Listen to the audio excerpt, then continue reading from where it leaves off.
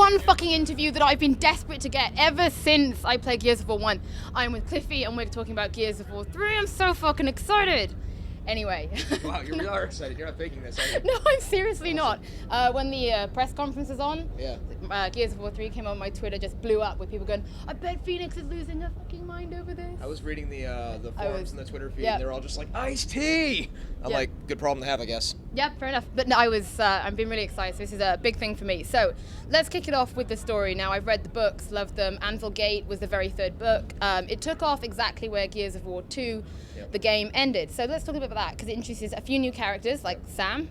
And it sort of sees the end start towards the end of the Coalition. Things are really going downhill. Yeah, well, the beauty at this point is that we have the books to kind of bridge things between the games, right? And the game's kind of been a downward spiral. The series has been a downward spiral for the characters, right? And it's kind of one of those everything I touch turns to shit type things, right? That's kind of what happens to Marcus, right? It's like, okay, well, we're gonna, sink Jacinto, it'll flood the hollow. No, Locust, just go to the surface, right? Okay, well, what's going on with emulsion? Is this great energy source? No, it's actually really bad and it's infecting everything, and it's causing them to explode, right? So this couldn't possibly get any worse. So when we start the game, everybody's on a boat, and they think it's safe, right? Because they were over in Vectis, right? And then now they're on the boat in Raven's Nest, essentially a flotilla. And then, of course, the mayhem catches up to them in the boat. Well, I don't want to spoil it, but things... there's kind of a theme of homelessness, honestly, I've noticed running throughout the game, right? As far as, like, the Locust being driven out of their home, Jacinto sinking, things like that. We kind of stumble upon these themes, but it works.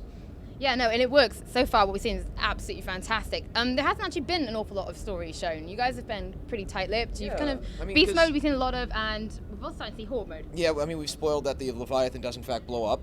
Right, which is a little bit of a spoiler, but that's the problem with campaign, and like we were talking about earlier, like, campaign is something a lot of people write off these days, but it's the thing that sometimes takes the most amount of work to put in, because you have all those custom moments, you have all that story stuff that you put in. I mean, you have to do, all the writing, all the voice acting, and I think we hit some really, really good emotional highs and lows in this one. I have a few cutscenes that have given me chills and maybe a little misty, so I'm a sucker, though. I cried when Maria died. Like, I was playing on co-op, and you just hear on the headset, are you okay? But well, there's two types of reactions, right? There's those who think it's a joke and think it's stupid, and then there's those who dig it. And people love to knock our story. But you go to YouTube and you look up the Maria death cinematic, and there's like 500 comments about people saying it made them cry.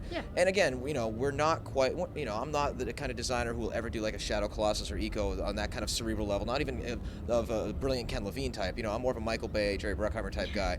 But if you get attached to these characters, and if they have to do horrible things, or if any of them die, we're hoping we get a little bit of reaction out of people. I think what I found with Gears is it's there if you want to find it. Is that how you see it? It's like, if you want to just take this as a balls to the wall, testosterone shooter, great. If you don't, there is story. It's hidden. It's still there. Yeah, I mean, you take as much as you want, right? And it's one of those things, if you want to skip the cutscenes, fine. If you just want to enjoy shooting and enjoy blowing stuff up, cool. But if you really want to get into it, get tattoos, do the cosplay thing, read the books, right? You can do that, right? Wear the underoos while you're, eating Gyrios, I guess, right? There are underoos? There are underpants somewhere, yes. Need those. Anyway, right, Horde Mode 2.0. Now, I absolutely loved Horde Mode. I've never been big on PvP, right? I've never been the greatest person in the world, but Horde Mode, give me a team of people, much more enjoy it. And we did the whole 40, got the achievement. Yes, great. Awesome. But you've made some really big changes. Yeah, well, I mean, when you say changes, it gets scary. I like to think of it as improvements, right? The first thing to double back for a second is Versus is something that people write off a lot of in Gears, which is why in the beta we had the dedicated servers and we had a respawning game type.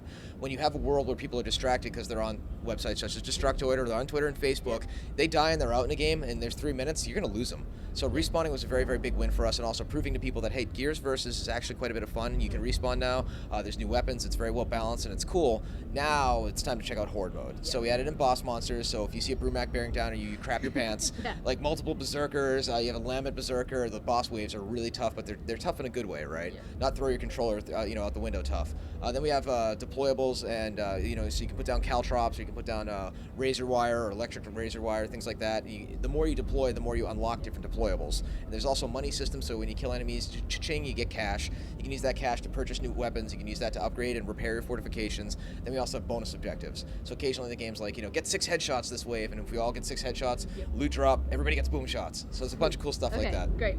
And one kind of final thing is, what's the community response been like? Like, you guys know the community aren't the easiest people to deal with in the world. If you please them, they will sing your praises, but if you do something wrong, they will tar and feather you and just bury you. The reaction to the beta was great. A few things, there's some spawn killing going on. We've tweaked the maps and have tweaked the code to kind of mitigate that. You're going to have a little bit of that in games, but it's really annoying if somebody ever does that, so we're doing our best to make it bulletproof. The hip fire from the Retro Lancer was too accurate, so now if you play the full game and you hip fire with the Retro, I mean, you're going to be looking at the ceiling in a quarter of a second. It kicks like insanely. So that's been balanced out a little bit. Sawed Off hasn't changed that much, to be honest. The one thing we've done is we added a big old emissive to the tip of it so you can see it coming a mile away. But if somebody gets that close to you, it's your fault for letting them get that close. Yeah. Right? And especially with the spawning being improved. And you know what the thing about the gun is? It lets the little guy have a kill. Yeah. We looked at the stats, and the Gnasher was still out killing the Sawed Off by a ratio of 4 to 1. Yeah. And the stats do not lie. Actually, I have a question I want to reverse to you. Yeah. You're a female Gears fan. Yes. I'm trying to solve the mystery of why, for some reason, Gears seems to be the preferred shooter for a lot of girls. I found that the community in it was a lot better, and I didn't get a lot less abuse from playing Gears than I did from playing anything else. Cool. But because it came with a story and a deep campaign, it was viewed in a lot nicer light, with things like COD, for example. No one gives a shit. The story is irrelevant. It's a multiplayer, and I love COD, but I just forget who I am a lot.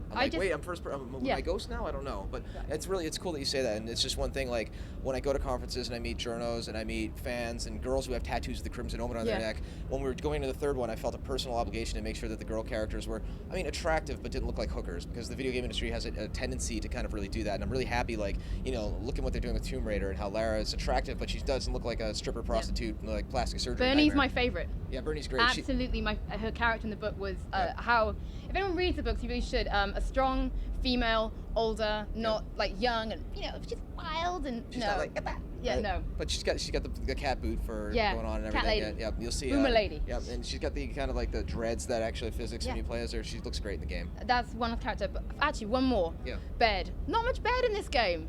Massive Baird. From what I've seen, he's hardly in the pictures, and a little bit of him there. Well, I mean, maybe something happens to him, or maybe not. You never know. No, don't, because I was always saved Team Carmine. Maybe we'll get a little bit of Beatles type mystery going on as far as John and Ringo being dead. Who knows, right? Don't kill Baird. Anyway, thank you so much. Seriously, this has just made my E3. Great. The community will know what I mean. I was very excited. So fuck you, Scoville. This is a great game.